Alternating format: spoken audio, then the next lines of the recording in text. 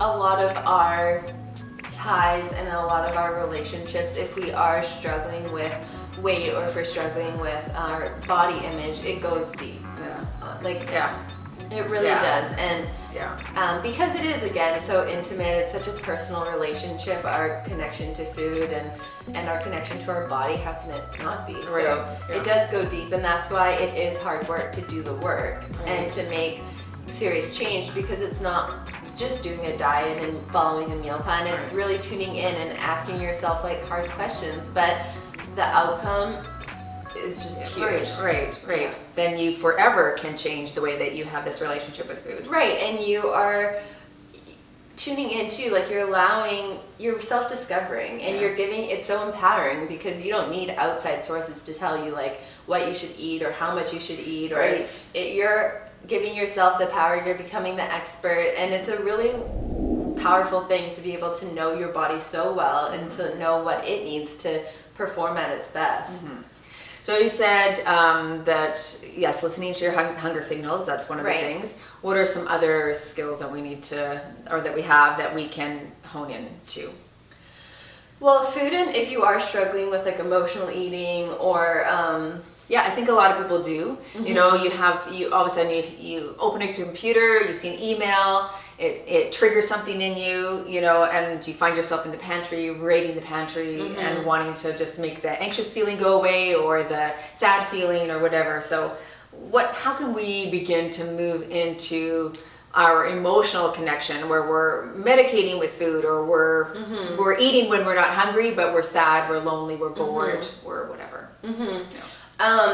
So a food and mood journal is a great start, because it's a really great start to just kind of see patterns of what you're eating and your emotional responses, and maybe your emotional responses or triggers, and which foods you go to.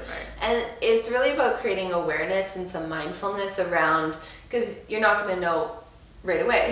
So we do have to do some work, and that's a wonderful thing, a mood and food journal, because you can really use it to track patterns, and then eventually you'll see like, oh yeah, this is my trigger and these are the foods I go to, and then learning what are some alternatives. So if I know that this is a trigger, instead of going for the potato chips, I'm going to like call a friend, or I'm going to go for a walk, or I'm going to have like cut up carrots or whatever. But it's just rewiring the brain a bit to create awareness to it. Recognition, you can't make change without acknowledging it. Another thing in the journaling aspect is being inquisitive, like really being inquisitive about your thoughts and your emotions. Like, a lot of people have trouble even identifying what they're feeling. And so if you're always like, when I'm sad or stressed, I go to certain foods, identifying like, what are you stressed about? Like kind of getting to the root of it instead of turning to food, because food is numbing the emotion. But if we turn into the emotion, turn into the discomfort of it. Well, this is why it's so hard, because it's discomfort a lot of the times, right? And so asking yourself like, what am I feeling? Why am I feeling this way? Once you get to like your answers and the root of it, and asking yourself like, do I really want this food, or do I want this? Will this help me feel better?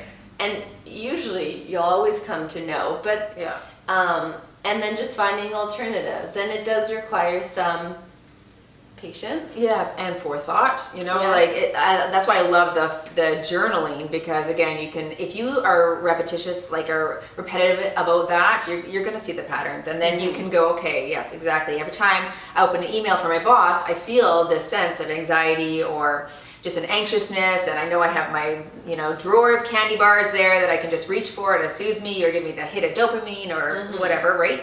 And so it's just being aware that, that's my trigger. So next time I get the email from my boss, what's my plan? Could I stand up and take the call, do a walking call, or walk around the office afterwards, or like, how can you set yourself up for success in a different way? And not only does it create a healthier relationship with food, but I mean, you're doing self-work too. You're creating a stronger relationship with yourself, and and deeper, maybe unresolved emotions that need to be dealt with. Like Yeah. that's something that we all need to do. Yeah. Hey, if you love that segment and you're interested in learning a little bit more, click or tap the screen right here. It'll take you to another interview with Jacqueline.